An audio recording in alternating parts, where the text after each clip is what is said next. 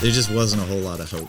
In fact, I had one doctor finally, with transparency, he just said, I think you've got about 30 days until you have another issue of sepsis, and I don't think that you can survive that sepsis. Man, I went from death to life, right? So received that organ, and it really did save my life, right? This network of men coming together that I call working on my behalf is why I'm here today. In your eyes, what represents a good question? How can somebody go and dig deeper into these relationships, these conversations? One of the things I've learned is that it starts with a disposition of curiosity. We don't want our questions to people where we're trying to build relationships to be an interrogation. Do you have like a personal framework or something that you follow? So I start off with the long term of what am I driving for? And here's one of the things I'll say that at least I've discovered in my life. If at the top of that list is monetary gain, you're going to be miserable. For me, there's got to be some purpose that is greater than like just cashing a check and all that we do. Ben, welcome to the show. I'm very blessed that you're here, man. We've shared some time in the soccer field. You've shared a little bit more time with Fonzie, and he's like, we need to bring him into the show. Absolutely. And I'm very happy, after, we got to know you a little bit better, and what he shared, what you've done in your personal life and your business adventures, I think is super relevant to, what we've been talking about the last few episodes on relationships and how to move your life and business forward. So super excited to have you here. Man, glad to be here. It's fun to be with you guys. Yeah. Feel like I know you both pretty well. In the soccer field. You know the darkest sides of me, I don't think I've ever seen either of you guys get sent off, and you haven't seen me get sent off. So there we go. That's good. That's good signs. Also, since we're talking a little bit about soccer, I just had to add this in here. Arsenal, top of the league. Let's go, boys. Just saying, 7 games to go. I don't know. I got my eyes on Liverpool for EPL. That would be a good end of the season. I'll give you a call in 2 months. We'll see what happened. Okay. Yes. Ben, there's we've had a few conversations. We've met at the coffee shop a few times. I love the conversations that I have with you. It's wild, honestly, for me to think that somebody with the level of success that you've had, right? The experience that you've had is so willingly and so open to give to other people and, to give to other entrepreneurs like me and my brother, which are, working towards our path of building, good businesses, making good connections, and has been an incredible support, right? You come and say, hey, Luis, let's go meet for coffee. I would love to know more a little bit about what you've done. And again, like I mentioned before, as an investor, there's a lot of value, I'm sure, in relationships for you. And we often here on the podcast talk a lot about relationships, right? The main valuable thing that we found from the podcast that we've produced, right, from 500 plus episodes, hasn't been necessarily the audience. It has been the relationships and the friendships that we've managed to nurture and the opportunities that have arisen from those relationships. So I'm curious, from somebody that went to, pretty good colleges, right? Harvard Business School, and then went on to build multiple businesses, scale them, grow them, sold a few of them, I think, or one of them. I'm curious, what has been the role of relationships inside of your life? Yeah, obviously relationships are huge. They're the backbone, they're the centerpiece, and hopefully to a large degree, it's how we measure success. Yeah, not necessarily in the wins and losses. So I'm an entrepreneur. I think we went back and counted, and I'm on my 11th or 12th business or startup at this point. They range from for-profit businesses to nonprofits doing micro lending in Africa to even be involved with All Nation Soccer, like right where we play now. Yeah. And the central theme behind all of that is it's relationships and people. So people are always more than 51% of the equation. Yeah. That's true in life. That's true in a business plan. That's true on the soccer pitch. Yeah. Yeah. Yeah, I want to add something real quick because I just listened to an episode that you did with one of our good friends, right? And you have a framework for investing into companies. And the step number 1 is people, right? And you mentioned the same is 51%. I'm curious, when you start to develop a relationship, do you look at it with the same maybe lens, frame as if you were to in a way, invest into a company, right? Do you look into, people's values, character? What is it that you look into people when you're looking to develop that relationship that might tell you, I want to pursue this relationship further, yes or no? Oh, that's a great question. I mean, it's going to start with authenticity for me. So like here's a secret about me that a lot of people don't know, but I'm actually an introvert.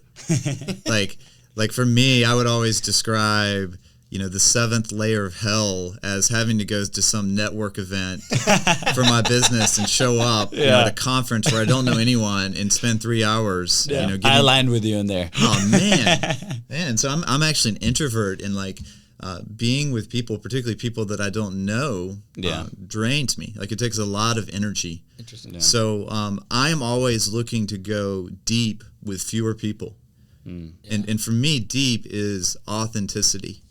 Okay. Right. So quality of time is way more important to me than quantity of time. Yeah. And if somebody is going to be real and transparent and candid with you, then that's something you can build from. Yeah. And so that's how I've attempted to live my life, whether that's in relationships that are personal, or whether that's like leading a business and being a CEO. Yeah. Authenticity, candor, that's got to be the baseline of it. That's awesome. How do you recognize authenticity, right? Because I feel like I'm the extrovert of both of us, right? And that's why you are 100%. He throws me to the wolves in all the events. Like, go, you go.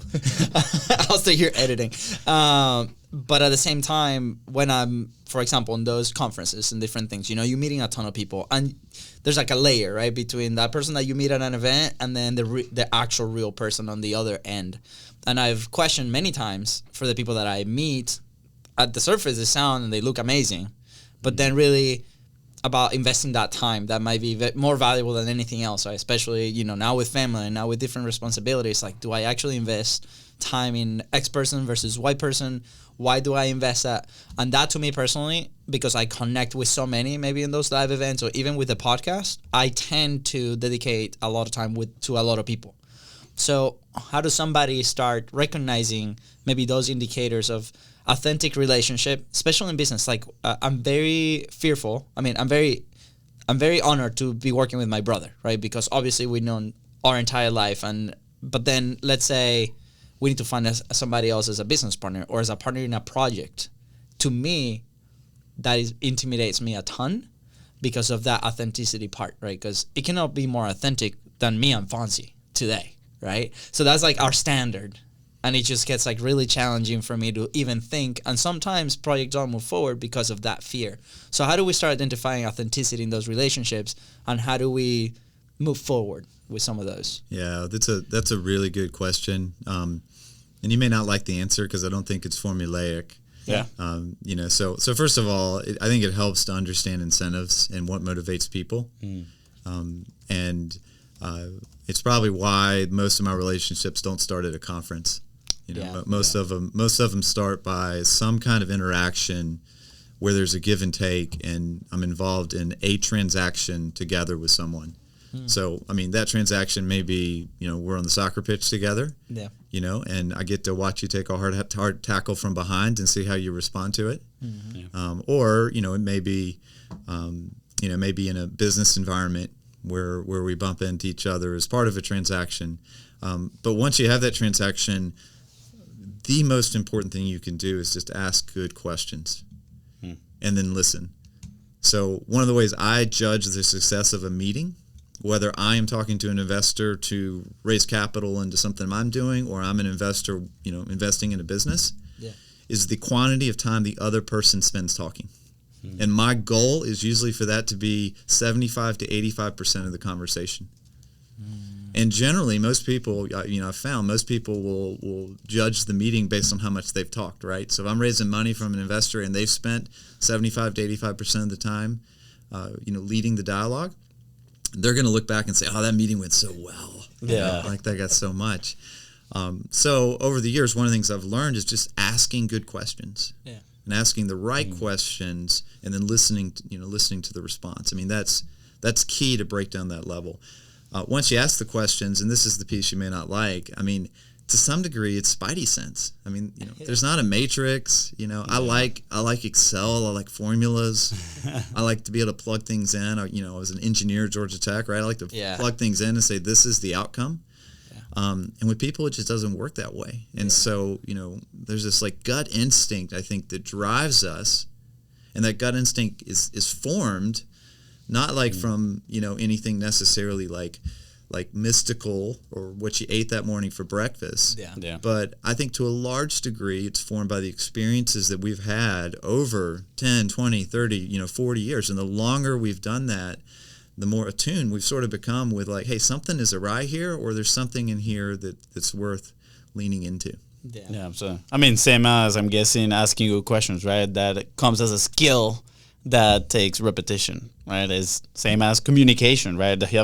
Having a podcast and, having somebody here in the room, it takes practice. The more relationships probably you build, and the more you go through this process, your spidey sense develops, and then eventually you're able to pinpoint, there's something off with this person, or this person, on the contrary, this person is absolutely amazing.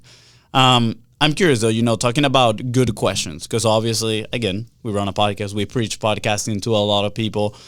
I'm very interested in good communication. One of my favorite sayings, it is how it's called, is to be interesting, be interested, right? And to be interested, you have to ask questions to the other person. And I notice that, I think what is a good question can be a little subjective. We have guests, kind of like you right now that you said, that is a good question, right? And for somebody else, that might not be a good question, but I'm curious, in your eyes, what represents a good question? How can somebody go and dig deeper into these relationships, these conversations, and have a quality time with somebody by asking good questions? What are those? How can people improve a little bit?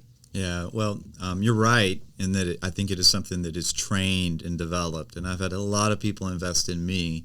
And in particular, one executive coach who's a mentor toward me, his name's Dean Harbury, runs an organization called Middle Way Institute. And for years, Dean has been training me on how to ask the right questions. And so I do think it is a trained skill set. And there are times I'm in a conversation and I may be, sitting down looking like I'm taking notes. Yeah. What I'm actually doing is trying to think, what is the next best question I should ask? Yeah. So one of the things I've learned is that it starts with a disposition of curiosity. So we don't want to be, we don't want our questions to people where we're trying to build relationships to be an interrogation. Yeah, right? absolutely. It generally, and that has to be authentic. People are going to read that. And so it's, it does start with, I'm really curious and wanting to learn and listen and staying in a position of discovery. So I think like you guys, at times, I am pretty cynical up front. One of the things I used to run, I did it for 8 years, we ran a short biased hedge fund. So short biased hedge fund looks for publicly traded companies that are frauds. Oh, wow. And we go and short those stocks in hopes that they're going to collapse, right? Yeah. That they're going to become a fraud. And at one point, it was like the most hated class of investors in America, and there's a lot of things that are dirty in that space that we didn't participate in. But, built a business and to some degree part of my career around being cynical about management teams attempting to find fraudulent companies. Yeah. So I also often start with that cynicism and have to train myself to stay in discovery and stay in a disposition of curiosity to learn more. Yeah.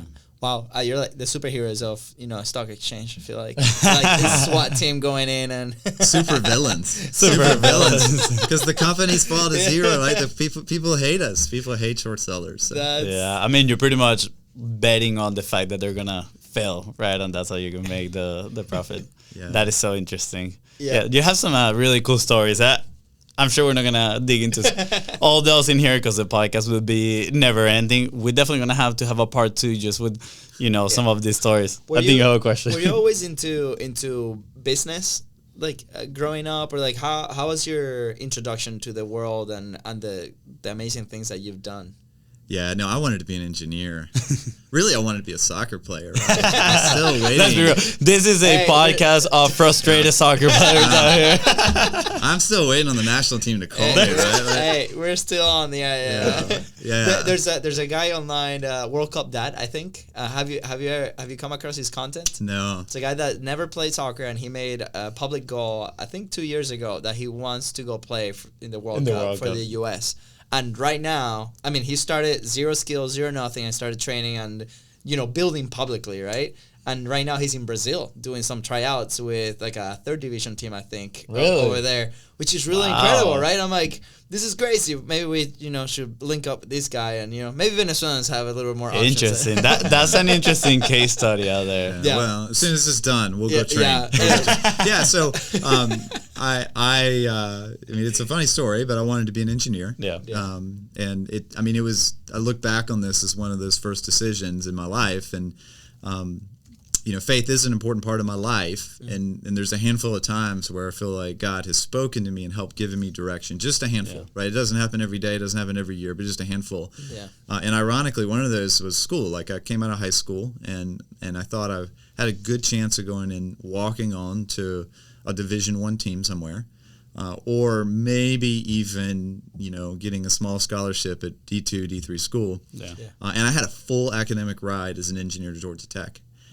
And it was a struggle for me to make the decision. Like, retrospectively, it would have been the dumbest thing ever to go try out for a college team, right? And have to pay for school and pay. But anyway, it's one of those things where I felt like the Lord finally just kind of shook me and directed me. Wow. So I thought I was going to school to be an engineer. I graduated in '99, so that was like right before the .com burst. Yeah. Right, the bubble was about to burst. So I finished, and it was like the NFL draft. Like I thought I was somebody because I had 12 interviews and I had 12 job offers. Wow. And the reality was anybody with an engineering degree could be at that position. Any Joe Schmo could get job offers in 1999 if they were an engineer, right? with stock options, right? But I went to work for Lucent Technologies, really big company. And I started when the stock price was $98, and I left 2.5 years later when it was 98 cents. Oh, wow. And it was an incredible experience for me as the young engineer there who was paid less than everybody else, because literally my 5 bosses, 5 levels above me, were all laid off in cost cuts, and I just absorbed additional responsibility. So very quickly, my world of engineering went to a world of business management. Yeah. And in that capacity, to answer your question, I quickly realized that God did not make me to work in big businesses. I could not handle the inauthenticity. I could not handle the politics of a big organization, right? And even though everything was going really well for me there, and I had all this responsibility, and I was sort of climbing this ladder, it was pretty clear that I was climbing a ladder. I was going to get to the top and be miserable. So it was kind of a trial by fire of how I got introduced into business. Yeah. Listen, I'm curious though. Did you shorted that stock from $98 to 98 cents? Oh man, 15% of my paycheck for 2.5 years went into Lucent stock. Oh no! Not only that, but this did get me started. Lucent took a twofold hit. First, before the bubble burst, we actually got busted for committing accounting fraud. We were improperly recognizing sales. And it's a long story, but basically we were financing companies, small companies, so we were providing the money, and then we were sending them our product, and we were counting all that as revenue, and then all those companies went bust. And so all the revenue we recognized wasn't even real. Yeah. So I did learn a lot from that, which I went and applied into the hedge fund that we ran. Having firsthand been the guy that's like punching orders. Right. Punching orders in the system as a junior engineer, where we were misrecognizing revenue. How to recognize those companies? Step 1, if they're doing that sales, the accounting fraud. There we go. I'm out short that stock right there. Wow, that is so interesting. A lot of the people that we connect with, either in our communities, right, or the people that listen to the show, it seems like they might be starting with like a technical ability. Maybe they're not an engineer, but like they're like designers or a video editor or something. And they they have like this dream of like, hey, I want to build a business, right? So eventually you start dealing with people, right? And hiring your team and doing this. And we're big fans of companies and people having their own internal like content teams. And so that way they can grow faster, more nimble. Like there's a bunch of advantages, right?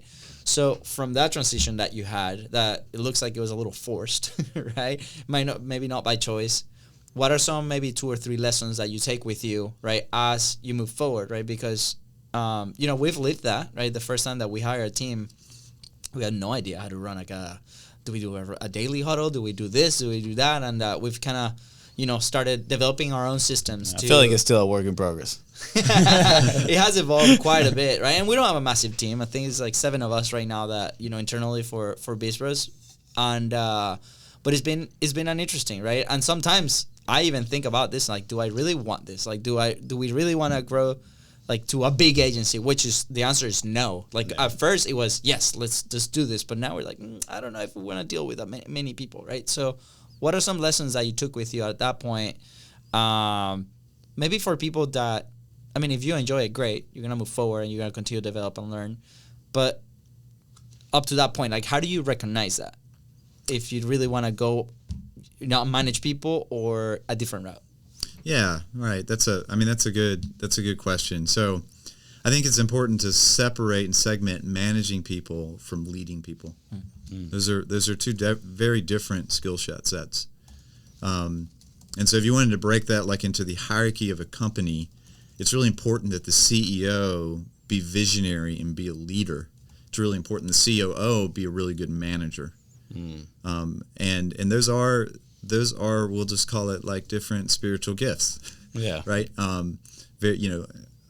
think a lot of people will confuse the two and make the mistake of really getting disoriented. So, building a business, and let's just talk about it from an entrepreneurial perspective rather than a big, huge business. I got a lot less experience with that and a lot less expertise. But from an entrepreneurial perspective, so we're saying like go from 0 to 50 employees. A lot of people want to do that. Like it's very sexy, I think, to say, hey, I want to go build a business. I want to be an entrepreneur. Yeah. Mm-hmm. The reality is it's incredibly hard, right? Yeah. Like the percentage of businesses that make it, even with the best of the best, is very, very small. And so one of the things that you just mentioned that is so important to do up front is like, let's count the cost. Like, what is the cost of going through this process? And is it something that I am willing to do, willing to bear? Mm-hmm. Then second to that, it is how do you identify the right people? And how do you identify and then inform those into a cohesive team? And those first few hires are incredibly important because if you get a bad apple in that mix, it runs through the company and through the culture very, very quickly. Yeah. And then related to that, there's a recognition that, people are people. Like, we're human beings. We get motivated by the wrong things. We're all going to screw up.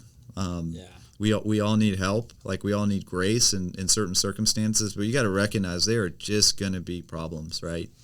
And that's part of we'll just say that's part of the cost of it. So yeah, I think it could be intimidating for most, but also encouraging for the ones that are willing to, take on that, and charge forward, right? Because first, less competition. Second, you're going to be able to build your vision, right? You're going to be able to find people that also resonate with your vision and kind of move this thing forward.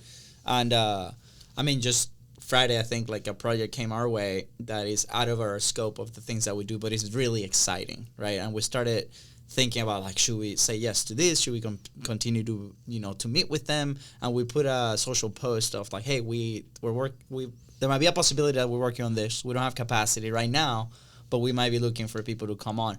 And the response was overwhelming. Like I'm still receiving messages of people that could qualify for that, and just the thought of going through those, or like, what's the process that we put in place that maybe brings them closer to in alignment to what we're doing, or maybe our personalities or how we work.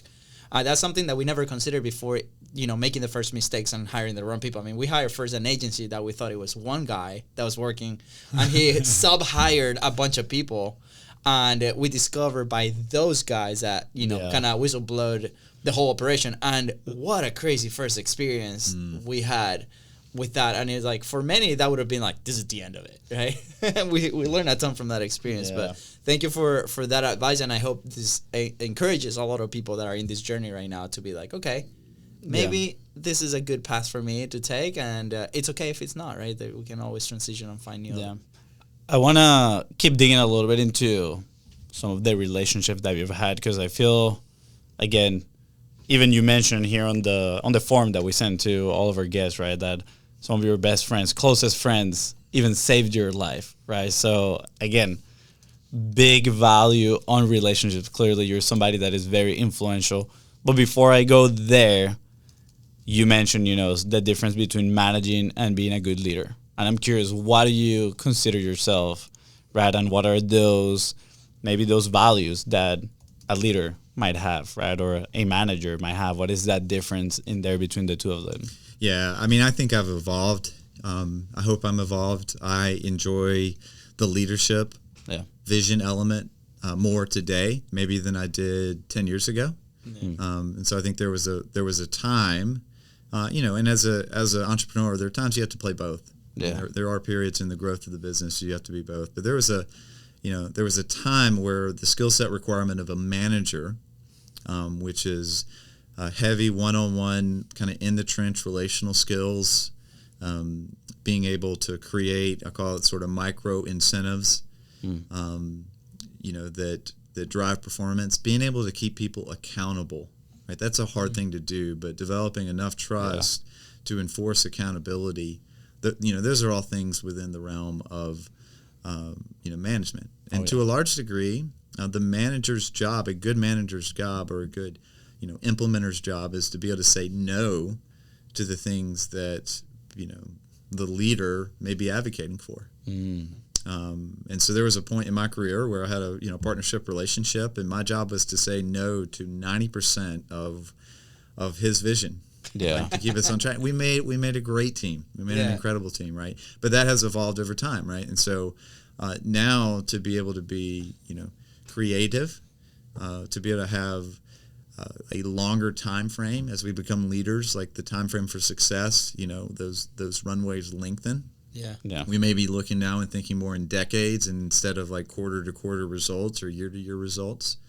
And then to be able to create and define company-wide culture. That it sort of begins to distinguish those two things. Yeah, interesting. No, I think we need somebody in our business that is that person that says no to us to a lot of stuff. Because we both, managerially speaking, he's definitely better than me. You do a way better job at that. I feel like I'm more of the dreamer, but he's also a dreamer a lot of times, right? So we can dream forever. Yeah, I have a list of running ideas in my computer, right? He comes to me and he's like, "Oh, dude, let's do this. Like, this is awesome," and we get all excited and motivated. We're really good starters. Like, boom, let's go at this. Let's take it on. And then some more ideas come along, right? So it is a challenge, definitely inside of our business that we've noticed. So maybe we need to do a no challenge for for operations. When you were mentioning this, I went back to my personal relationship with my wife, with Katie, right? And she is that person that keeps at home kind of like on track. I'm the dreamer. I'm like, well, do this and do that, and to this point, she just lets me dream and lets me talk. But then when it comes to like business, she's like, so. I joke with her. I'm like, we need you in the company. You should be the person that does this. She will set us straight. Yeah, 100%. But, jokingly, but no jokingly, I think that's a really good element to kind of identify. Because at the end of the day, it's like, well, what's the dream? What are we working towards? Like, what's the value that we really want to create with the organization, the content, the messaging that we're putting out there to the world, right? And those margins, I think, that are super important as we continue to grow. And I'll just add to that to sort of finish that thought. I mean, when you make those hires, right, when you're trying to identify, hire, and bring them into your team, you need a process in advance to know the motivations and sort of the internal drivings, like beyond personality tests, but, a leadership assessment of what makes this person work. And then how do they fit within the organization? And then beyond that, how do you communicate with that person, right? Because, someone with like a sales driver personality, you need those in your business. You need somebody that's going to like run over things and sometimes run over people to get the job done to grow the revenue. But then you also need maybe somebody that's in the back, right, that has more of an analyst mindset. Yeah. And the way that you approach those two and how you treat them, the questions that you ask are very, very different. And then even more so, how you integrate those two people together has got to be part of the formula. So any person that I have hired in the last 15 years, and frankly, pretty much, any investment I've made, I've taken the CEO and the potential hire through a formulaic process where they complete leadership assessments, way beyond like a typical DISC test. Yeah. And I know exactly what I'm getting. I know, how they're motivated. I know how to fit them within the formula of the team. Yeah. That has been key. It's not retrospective work. It's front end work before you bring them into the organization. Yeah. Interesting. In my head, I can't help to think about it. Like I said, it could be extremely intimidating, right? Especially if you're building a new business. You're like, man, and we came from the world of bootstrapping, right? Because maybe from the world of like, hey, I'm gonna go find an investment and build a team to build the thing, might be different. We haven't had that experience, right? We've always bootstrapped. We've always trying to like figure out, learn from the mistakes, and maybe it's time for us to find a different way. I don't know. Like those are the conversations that we've been having a lot lately, right? But for somebody that might be bootstrapping, right? Maybe they don't know what they don't know, right? It can be extremely confusing at times too. They're like, oh, I have to do. There's so many things that we have to do. How do we get to do the thing that we want to do and move forward?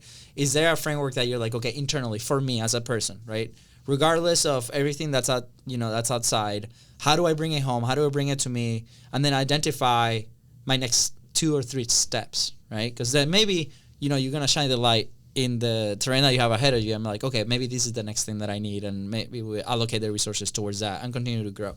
Do you have like a personal framework or something that you follow, right? I know that you're big on faith, right? But is there beyond that, or maybe there's that? Like, how do you tackle that situation? Oh, yeah. Well, it's an interesting question on faith to tie it in, because those two things do work together, right? So, like, I do believe there's times when I pray and ask for help, which I will about anything, small decisions, big decisions, and I'm like, Lord, like, Jesus, help me know the right thing to do in this circumstance. And I'm sure outside looking in, some of those are really silly. Yeah. But to me, like, I don't have the answer, and I need a source of wisdom way beyond what I have, right? But that also works with us doing things, right? Yeah. So like the framework I would use for that is like, I need to have the faith that God is ultimately in control, but I need to have the urgency that my actions count and are going to matter and drive that. Mm-hmm. And so I don't have a set framework. I mean, there are a number of business frameworks out there that are used, and I have partners that use them, but I always have to have a plan. And I know inherently that good plans are made to be broken. But I always need a plan as to, what's next. So I start off with the long term of what am I driving for? Like, what is it that I ultimately want to create that are my priorities? And I know what those goals are. And here's one of the things I'll say that at least I've discovered in my life.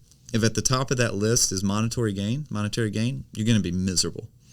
Like, there's got to be for me, there's got to be some purpose that is greater than like just cashing a check and all that we do. Now, as business owners, like, we don't have a business if we don't make a profit. So you can miss on that. Yeah. And get so focused on sort of the intangibles and doing good that you forget that, wait a minute, it's the cash flow and the profitability that create the leverage and the margin to drive some of these other goals. But I'll start with that long term. And then I'll move that back up into the point that I'm getting into, like, okay, what do I need to do this week to drive toward that plan? So it starts long term, then I'm looking at, perhaps 90 days out or perhaps a year out. And then I try to drive that back into, okay, what are the 3 things I need to do this week to move this forward? Now, inevitably, the plane crashes. Like, the plan gets broken, it gets busted. Yeah. Whatever the sales revenue number is, like, it doesn't hit, you lose the client, the guy you're counting on quits. And And so for me, at that point, I've got to get away from ground zero, not make any decisions. And then I know I just got to go back to the plan. And that, that plan, knowing that I've got sort of an outline of paths forward, one, I think it helps create peace. I think God uses that to sort of create peace of like, okay, I've got it, and you have a plan of what you're going to do. Yeah.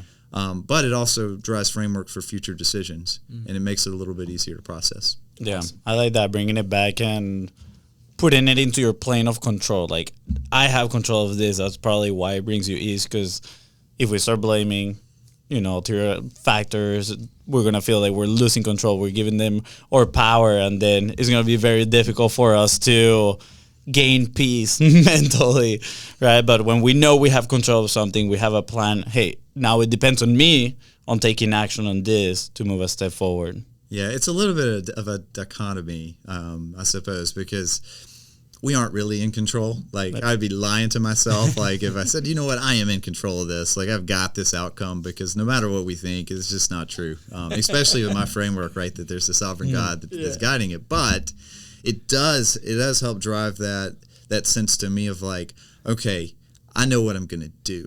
Yeah. If this happens, then I'm not going to be in a panic, because I know I have these three options, right? As you were explaining this, I was just picturing my 2-year-old Mateo yesterday. He's obsessed with ice chips lately, right? Crushed ice, and he wants to do that. And right now he's in a phase where he tells us, I got this, right? So, and going back to having control. And it's like, Mateo, can I help you? And like, no, I got this, right? And then he grabs the little ball with the thing, and then he trips, and all the ice goes in there. And it's like, can I help you? I got this. And then, he puts the plate and then puts the chips back in the plate and then continues walking.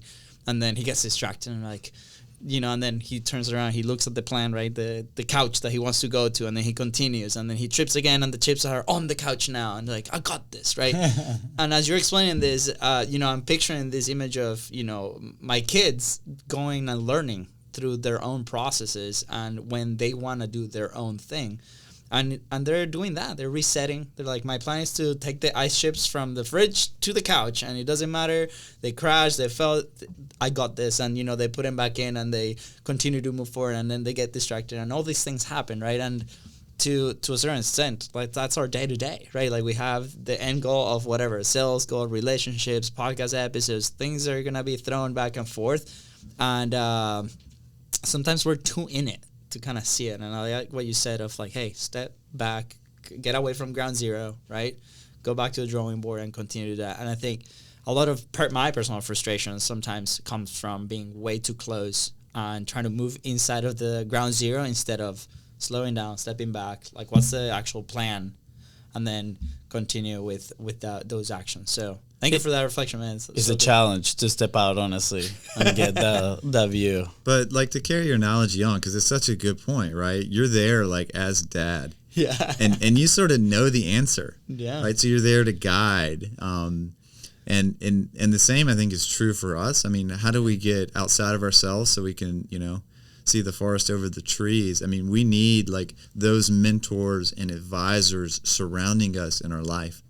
And they need to be built on authentic relationships. So back to where we started, which is something that I've strived to do for as long as I can remember, is build real, authentic relationships with generally people that are older, have been successful, have lived and seen, good and bad, such that when I am in a jam and need advice, I can call them freely, and they're going to want to offer it, right? So always developing those relationships kind of, with the class of people that are smarter, wiser, above us, with authenticity, where like in the moment, you're not calling them up because you want something, you want an investment, like you genuinely are building that for the future has been key. And they can then look into us and say, you know what, like this plan of carrying the ice chips to the couch, that is no good.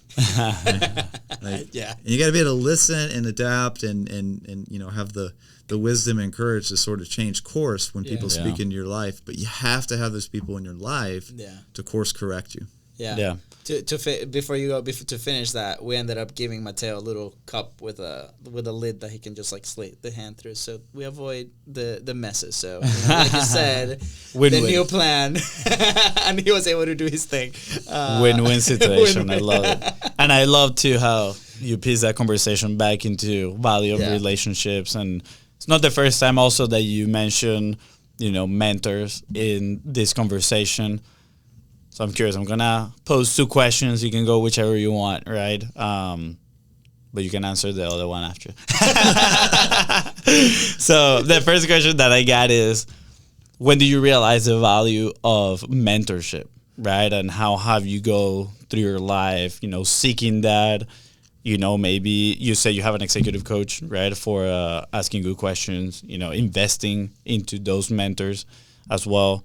Then the other side, the other question, which was kind of like what I wanted to ask before on relationships, is for those listening, right? So I feel like a good way for them to visualize value of relationships is to, in a way, quantify kind of like the opportunities that have come from that, right? I did mention earlier that, some of your closest friends literally saved your life, right? That is obviously unquantifiable, which is absolutely amazing.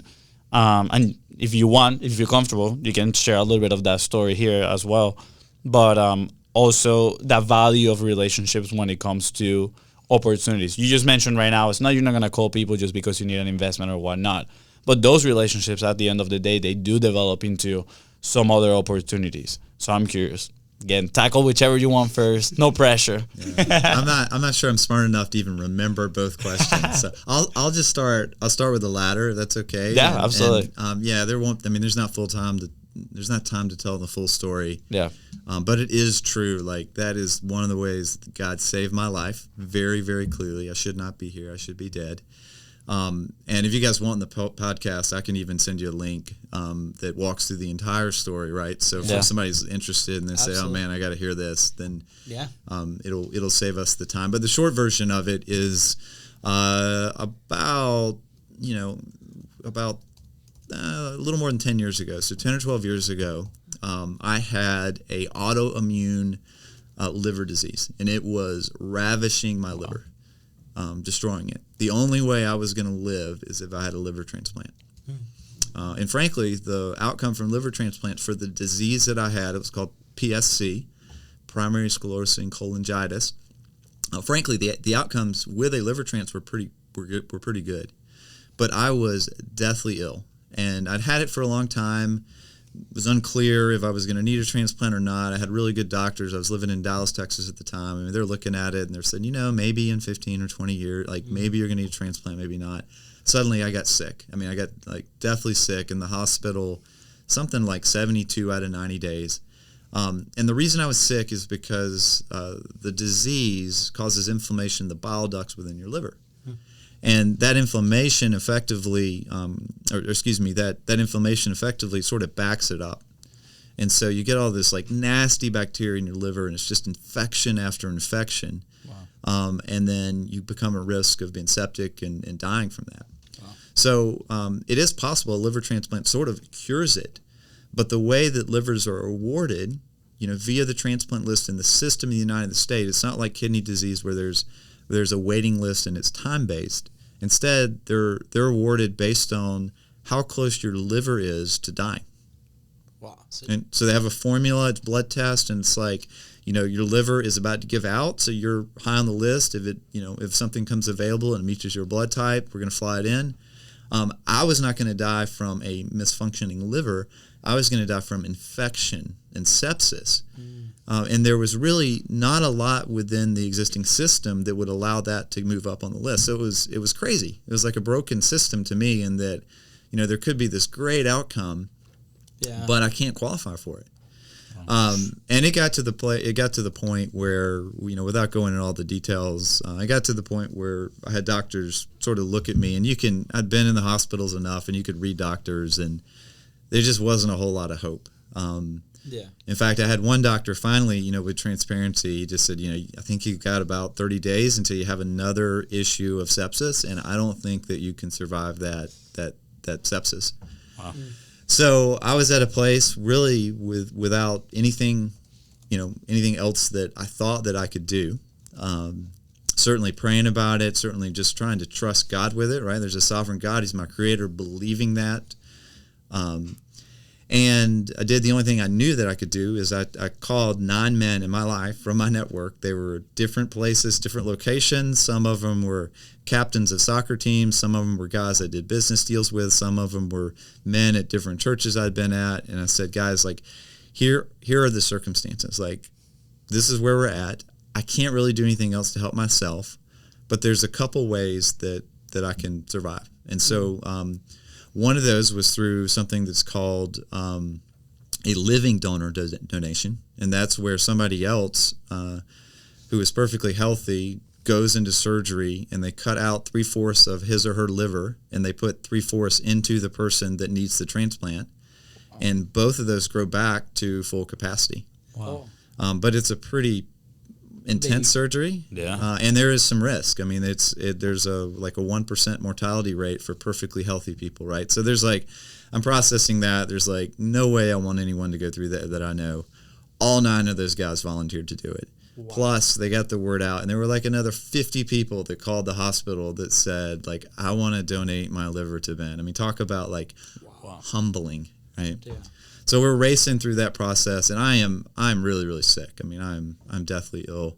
We're racing through that process, but the other piece is it's just something that's not talked about, and I think there's obviously the reasons why, but there's something called a designated donation, and if you pass away, and your loved one, you want to donate your organs, and your loved ones say, hey, we want this to go to this person. Then the way Congress has written the laws, it overrides that system. Oh, wow. And so my friends discovered that, and they just started a really sort of a marketing campaign to tell my story.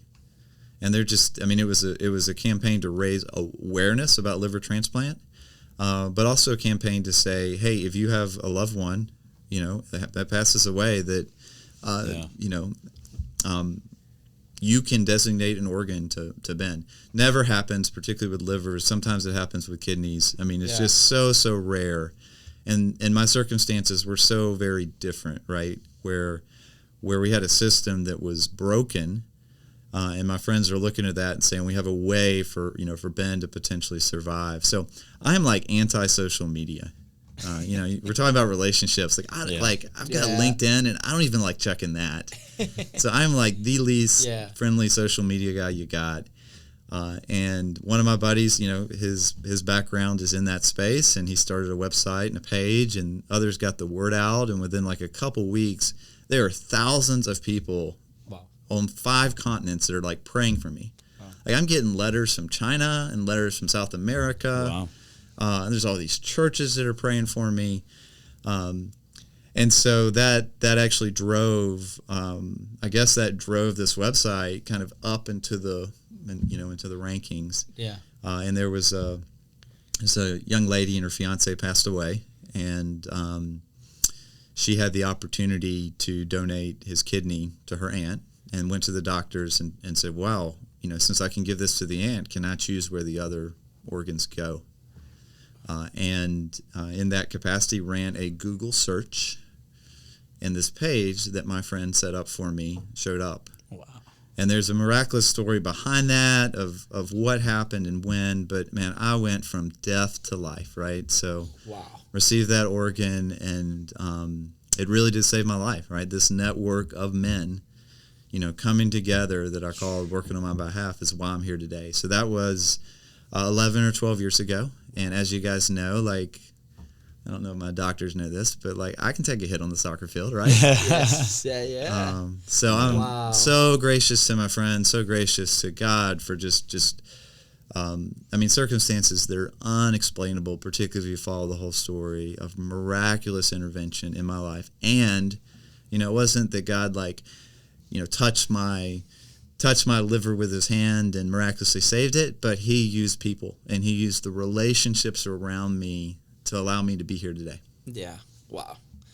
That's amazing. Thank you for sharing that story. Yeah, absolutely. And I mean, over the last like 7 episodes, we've touched on relationships, and I mean, this shows too, right? It's like how This is like the ultimate case. the ultimate of, case. So you know. thank you, Ben, for sharing.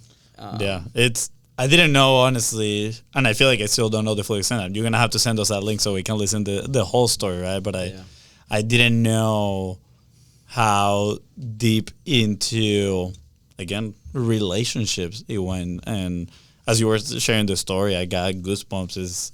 Honestly, it's beautiful how all these people, you know, helped you and showed up for you. Absolutely amazing.